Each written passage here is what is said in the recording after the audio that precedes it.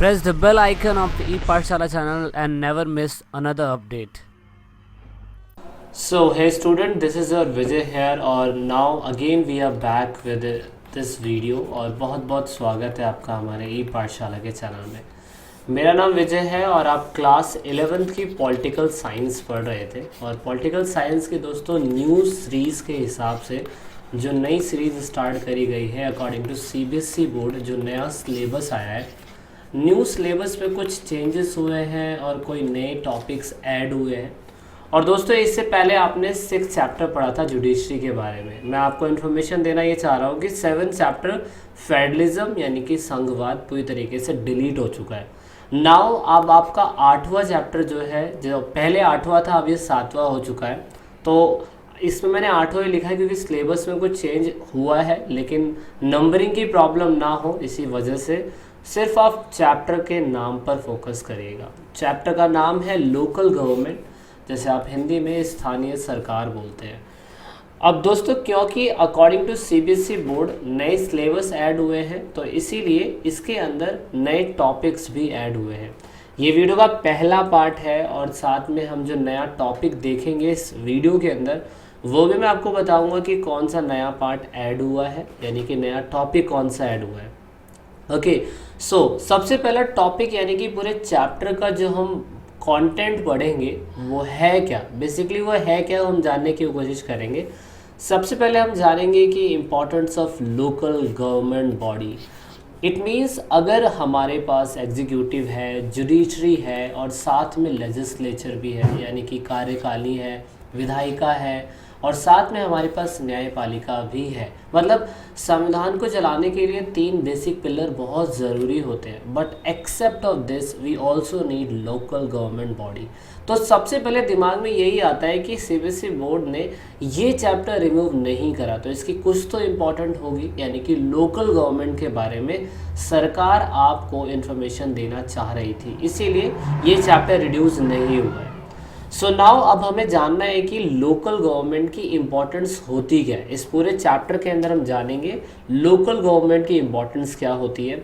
साथ में हमने 73 और 74 अमेंडमेंट करा था, यानी कि लोकल गवर्नमेंट का इम्प्लीमेंटेशन करने के लिए अगर गांव के अंदर, अगर रूरल इलाकों में देखा जाए तो 74 अमेंडमेंट करा गया था और शहरों के अंदर, और यानी कि शहर मतलब अर्बन के इलाकों में देखा जाए तो वहाँ पे 74 अमेंडमेंट हुआ था।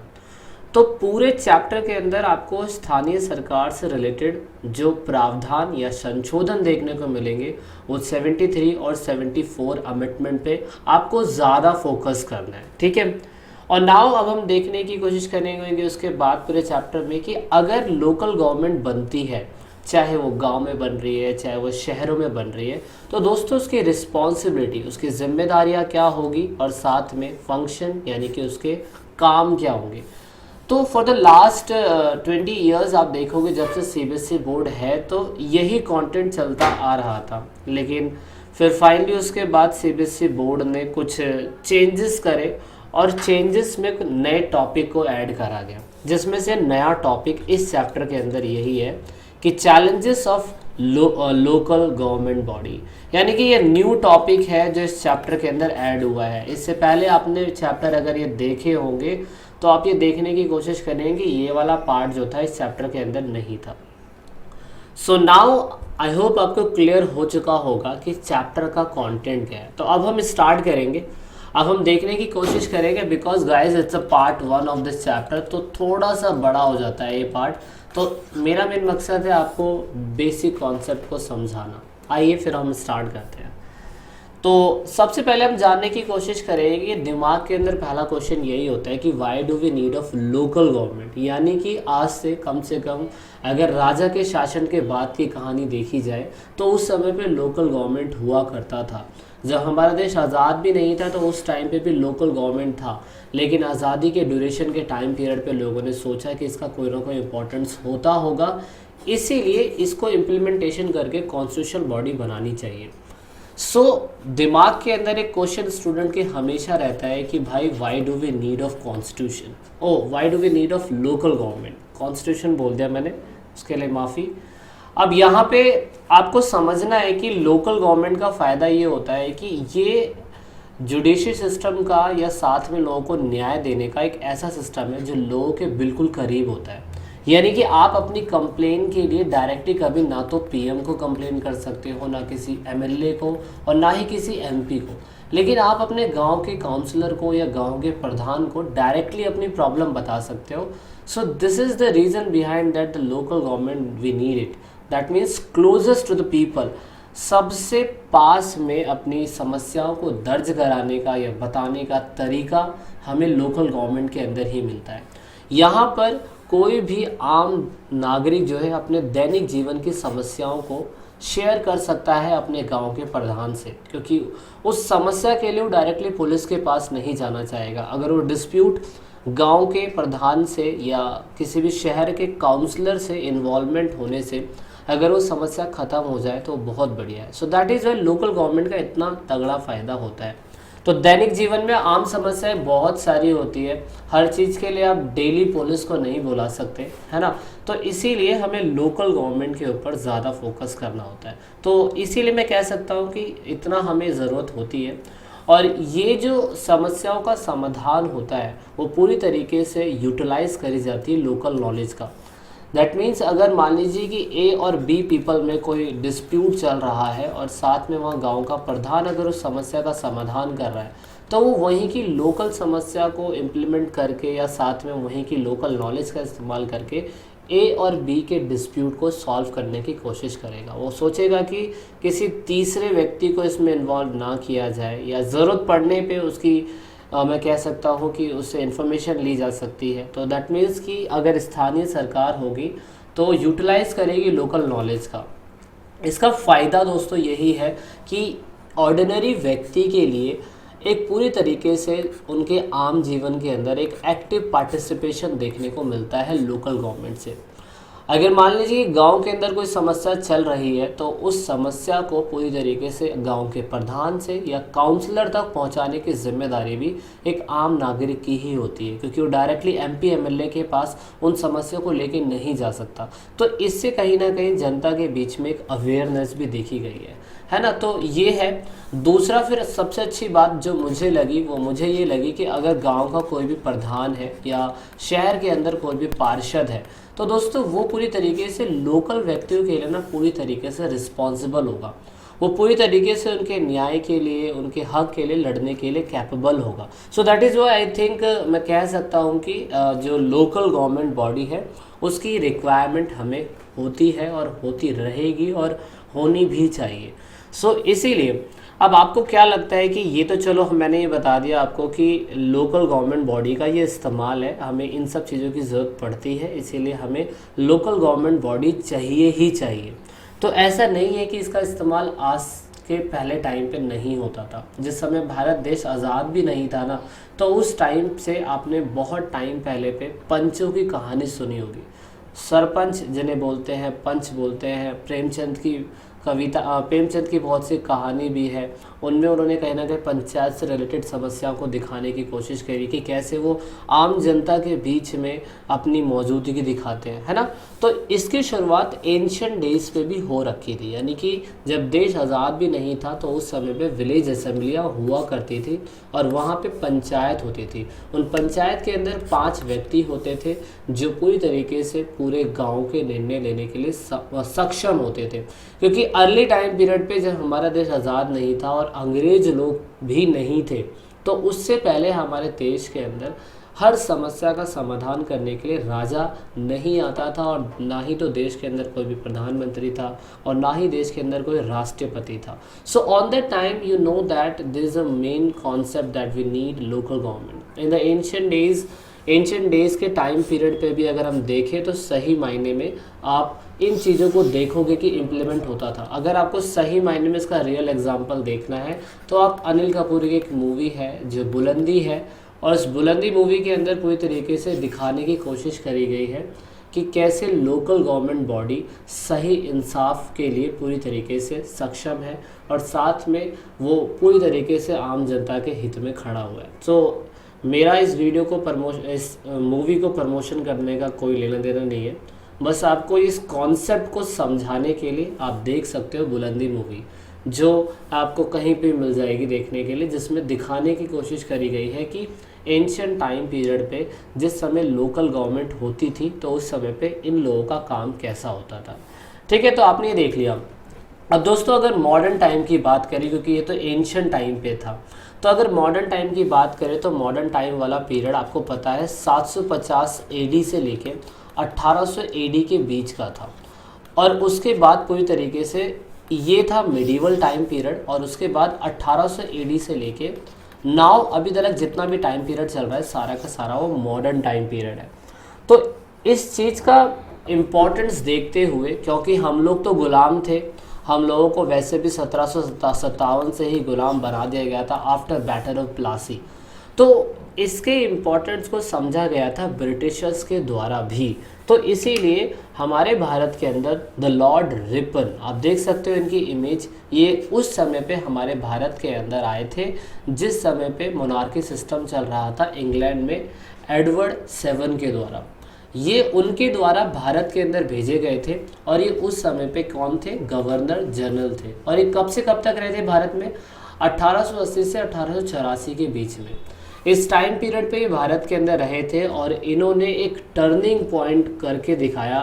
भारत के राजनीतिक इतिहास के अंदर ऐसा कभी भी नहीं हुआ था। 1882 में लॉर्ड रिपन ने इस चीज़ को समझा।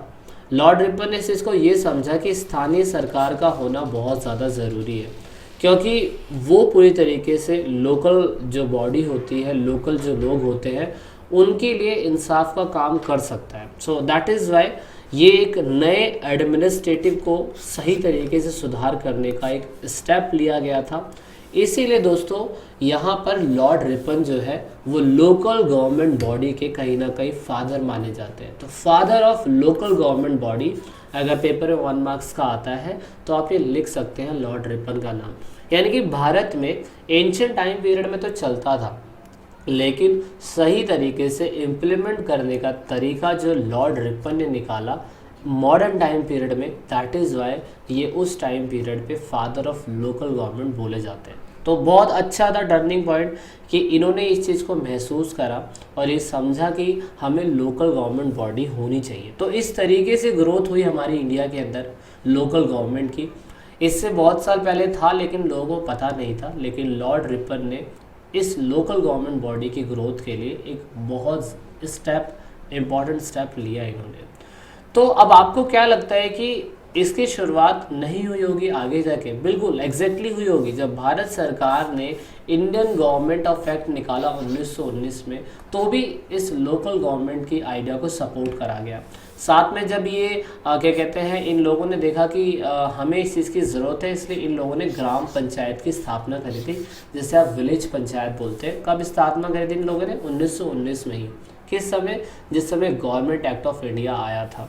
उसके बाद साथ में फिर ये 1935 एक्ट आया, उसमें भी सरकार ने इसको योगदान दिया और ये कहा कि हमें ग्राम पंचायत जो है ऐसी व्यवस्था लानी चाहिए जिसमें लोकल लोग जो है इंसाफ ले सके। अब इसमें गांधी जी जो थे उन्होंने भी अपना विचार दिया और उन्होंने कहा कि विलेज की भी स्वतंत्रता होनी चाहिए। अगर हम विलेज पंचायत बनाएंगे तो लोकल लोगों को इंसाफ मिल पाएगा। और दोस्तों ये 1922 के अंदर इन्होंने सोचा था। साथ में इन्होंने ये कोशिश करा बताने के लिए गांधी जी ने कि हमें अगर लोकल गवर्नमेंट बॉडी बनानी है तो यहाँ पे हमें कहीं ना कहीं जो शक्तियाँ हैं वो डिसेंट्रलाइज कर देनी चाहिए। दोस्तों डिसेंट्रलाइज करने का मतलब क्या होता है? इसे हम क्या कहते हैं, विकेंद्रीकरण नहीं कहते, विकेंद्रीकरण कहते हैं, यानी कि केंद्रीकरण नहीं। शक्ति यानी कि पावर जो पूरे देश को संभाल सकती है या काबू कर सकती है। अगर पावर की यूनिट्स को तोड़ दिया जाए, यानी कि कुछ शक्ति पीएम के हाथों में, कुछ शक्ति एमएलओ के हाथों में, कुछ शक्ति एमपी के हाथों में और कुछ शक्ति हमारे प्रधान के हाथों तक पहुंचा दिया जाए, तो सही मायने में इससे फ़ायदा ये होगा कि लोकल गवर्नमेंट बॉडी जो है, यानी कि जो ग्राम पंचायत है, वो काफ़ी हद तक मजबूत हो जाएगी, इफ़ेक्टिव हो जाएगी। तो गांधी जी ने इतनी सोच आइडियोलॉजी कर रखी थी, क्योंकि जो लॉर्ड रिपन ने स्थानीय व्यवस्था बनाई थी वो पूरी तरीके से सही मायने में ऐसा बोला जाता है कि वो पेड नहीं थी। पर गांधी जी ने ये सोचा कि जिस तरीके से हम एमपी, एमएलए और पीएम को चुनते हैं, उस तरीके से हम लोग पूरी तरीके से प्रधान के भी चुनाव करवा सकते हैं। इससे विलेज पंचायत जो है वो पूरी तरीके से मैं बोल सकता हूँ मजबूत हो सकती है, इफ़ेक्टिव हो सकती है, उसकी स्ट्रेंथ जो है वो बढ़ जाएगी और वो लोगों को और अच्छी तरीके से न्याय दे पाएगी। यानी कि शुरुआती टाइम पीरियड में जो प्रधान होते थे उनको कोई सैलरी वैलरी नहीं मिलती थी, यानी कि जो पंच बनाए जाते थे उनको कोई सैलरी नहीं मिलती थी, है ना।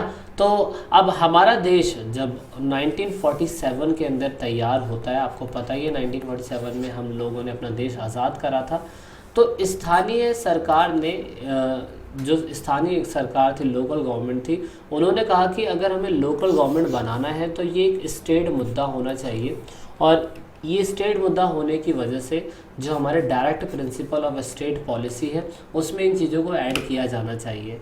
और इम्पॉर्टेंट चीज़ ये होगी कि जो direct principle of state policy बनाई जाएगी, जिसे आप राज्य के नीति निर्देश सिद्धांत बोलते हैं, उसकी खासियत ये थी कि नॉन जस्टिबल प्रोविज़न था, यानी कि ग्राम पंचायत के अंदर जो भी रूल्स एंड रेगुलेशन बनाए जाएंगे वो पूरी तरीके से इस चीज़ का दावा नहीं करते हैं कि पूरी तरीके से हर व्यक्ति को न्याय दे पाए, क्योंकि direct principle of state policy का मतलब ही यही होता है कि वो सिर्फ और सिर्फ स्टेट को डेवलपमेंट करने के लिए कुछ प्रिंसिपल्स बनाएगा, बस, और कुछ नहीं। हाँ, पूरी तरीके से वो लोगों को इंसाफ दे पाएगा, ये direct principle of state policy में कहीं नहीं लिखा गया है, जैसे आप शॉर्ट फॉर्म में DPSP भी बोलते हैं, ठीक है। अब क्योंकि हमने ये देखा कि the local government including panchayat did not receive adequate importance in the constitution. अब क्योंकि जिस समय देश आज़ाद हो रहा था तो उस समय आपको पता है कि 1947 में ये देखा गया कि नेहरू ने खुद बोला कि हमारे देश के अंदर वैसे भी विभाजन के कारण उथल पुथल का माहौल है, और संविधान जो है, सिर्फ और सिर्फ संविधान जो है वो लोगों में कहीं ना कहीं यूनिटी ला सकता है। इसी वजह से यहाँ पर जो अगर लोकल गवर्नमेंट बॉडी बनाई जाएगी तो उनके हिसाब से ये बोला गया है कि वो देश को खतरा हो सकता है, तोड़ने के लिए कहीं ना कहीं देखा गया है। तो ये नेहरू जी का कहना था आफ्टर 1947। इसीलिए लोकल गवर्नमेंट जो था उसको ज़्यादा इम्पोर्टेंस नहीं मिल पाई। वहाँ डॉक्टर BR अम्बेडकर का ये कहना था कि रूरल सोसाइटी के अंदर जो कास्ट सिस्टम है उसको ख़त्म करने के लिए रूरल सोसाइटी में कास्ट सिस्टम, यानी कि जो लोकल लोग होते हैं उसके अंदर जो बेचारे पिछड़ी जाति के लोग होते हैं उनको सही मायने में सही इंसाफ मिलने के लिए लोकल गवर्नमेंट का होना ज़रूरी है। तो ये दो व्यक्ति की राय थी, आप देख सकते हो, दो व्यक्तियों ने अलग अलग बोला, लेकिन कहने का मतलब ये था कि आज़ादी के बाद हमारे भारतीय सरकार ने स्थानीय जो गवर्नमेंट होती है, यानी कि जो लोकल गवर्नमेंट होती है, उसको संविधान के अंदर सही तरीके से इम्प्लीमेंट नहीं करा, यानी कि जहाँ ये लागू होना चाहिए था संविधान में वहाँ वो लागू नहीं हुआ। लेकिन दोस्तों इसको दूसरी तरीके से इम्प्लीमेंट करने की कोशिश करी गई और इसको शुरुआती समय में लोकल गवर्नमेंट नहीं बोला गया। 1952 में इसे सामुदायिक विकास कार्यक्रम बोला गया, जैसे शॉर्ट फॉर्म में CDP बोला जाता है, कम्युनिटी डेवलपमेंट प्रोग्राम। 1952 के अंदर ये कम्युनिटी डेवलपमेंट प्रोग्राम बनाया गया। इसका मेन मकसद था कि to promote the people participation in the local development. ये कुछ कहीं ना कहीं काफ़ी हद तक लोकल गवर्नमेंट की तरह ही काम कर रहा है, लेकिन दोस्तों ये लोकल गवर्नमेंट पूरी तरीके से नहीं था, सिर्फ एक कम्युनिटी डेवलपमेंट प्रोग्राम था जिसमें लोगों की भागीदारी दिखाने की कोशिश करी जाएगी। जैसे अनाज को कैसे उगाना है, हमें कैसे इन्फेंट मोर्टालिटी रेट को बढ़ाना है, हमें कैसे सस्टेनेबल डेवलपमेंट का इस्तेमाल करना है, हमें जीने के संसाधन के लिए कैसे खाने के अलावा दूसरी चीज़ों के ऊपर फोकस करना है, हमें कैसे एनर्जी के दूसरे संसाधनों का इस्तेमाल करना है खेती करने के लिए। ऐसे कुछ क्या कहते हैं विकास के फंडे थे इसके अंदर, और शुरुआती समय में ये इतना ज़्यादा इम्प्लीमेंट नहीं था। और ये जो CDP मैं आपको बता रहा हूँ, इसकी शुरुआत दोस्तों गुजरात और महाराष्ट्र जैसे कुछ राज्यों के अंदर हुई थी, और बाद में क्या कहते हैं कुछ स्थानीय सरकार ने इसके समर्थन से मना भी कर दिया। और मैं बोल सकता हूँ कि लोगों को कहीं ना कहीं समस्याएं भी आ रही थी, और साथ साथ में हमें देखने की कोशिश करनी थी कि कैसे सही तरीके से लोकल गवर्नमेंट इम्प्लीमेंट हो सकता है। ताकि केंद्र सरकार जो है, जो सेंट्रल गवर्नमेंट है, वो सभी की समस्याओं को दूर कर सके। अब वो दूर करेगी तो दोस्तों कहीं ना कहीं उन्हें लोकल गवर्नमेंट बनानी पड़ेगी। तो लोकल गवर्नमेंट का डेवलपमेंट करने के लिए कमेटियां बनाई गई कि बोला गया कि अगर हमें लोकल गवर्नमेंट को इम्प्लीमेंट करना है तो हमें कहीं ना कहीं कमेटियों की रिकमेंडेशन लेनी पड़ेगी। तो दोस्तों 4 कमेटी थी, Balwant Rai Mehta committee, Ashok Mehta committee, Hanumant Rao committee, PK Thungon committee. इन कमेटियों ने अपनी रिकमेंडेशन दी। इन्होंने बताया कि अगर आपको लोकल गवर्नमेंट की ग्रोथ इंडिया के अंदर देखनी है तो दोस्तों कहीं ना कहीं इस तरीके से लोकल गवर्नमेंट को चलाया जाएगा। तो दोस्तों बलवंत राय मेहता कमेटी सबसे इम्पॉर्टेंट है, सबसे पहली थी ये। इस चैप्टर के अंदर आप सारी कमेटियों के बारे में नहीं पढ़ेंगे, कुछ कमेटियों के बारे में पढ़ेंगे और ये देखने की कोशिश करेंगे कि इन कमेटियों की वजह से कैसे लोकल गवर्नमेंट अस्तित्व में आई थी। बलवंत राय मेहता जो थे दोस्तों, आप देख सकते हो, गुजरात के सेकंड चीफ मिनिस्टर थे जो उस समय पे आए थे। 1963 से लेकर 1965 के बीच में ऑफिस में रहे थे ये 2 साल तक, और उसी टाइम पीरियड पे बलवंत राय मेहता कमेटी ने अपनी सिफारिशें दी। हर कमेटी ने अपनी सिफारिशें दी थी और बताया था कि कैसे growth of local government India के अंदर होगा, यानी कि स्थानीय सरकार का विकास कैसे होगा। तो कौन सी कमेटी की बातें मानी गई, अब हम नेक्स्ट पार्ट में देखने की कोशिश करेंगे। इस वीडियो के अंदर इतना ही था। आई होप आपको वीडियो पसंद आएगी। मेरा जाते जाते आपसे बस क्वेश्चन ये है, आपको आंसर करना है, आपको बताना है कि भारत के अंदर ऐसा कौन सा स्टेट था जिसमें सबसे पहले लोकल गवर्नमेंट को इस्टेब्लिश किया गया था। ठीक है, so this is it in this video and let's meet in the second part of this chapter. तो लास्ट में दोस्तों, अगर आप वीडियो को देख रहे हैं और ई पाठशाला चैनल के आप सब्सक्राइबर हैं या नए सब्सक्राइबर हैं, तो ई पाठशाला की टीम से आप सभी को यही रिक्वेस्ट है कि आप इन सभी वीडियो को अपने दोस्तों के साथ शेयर ज़रूर करें और कोशिश करें कि आप दूसरों को शेयर करवाने के लिए बोलें, क्योंकि आप जितना वीडियो को शेयर करेंगे उतना ही हम और लोगों की मदद कर पाएंगे, क्योंकि पढ़ेगा इंडिया जब भी बढ़ेगा इंडिया। तो वीडियो के लास्ट में वीडियो को एंड तक देखने के लिए, चैनल को सपोर्ट करने के लिए बहुत बहुत धन्यवाद। जय हिंद, जय भारत।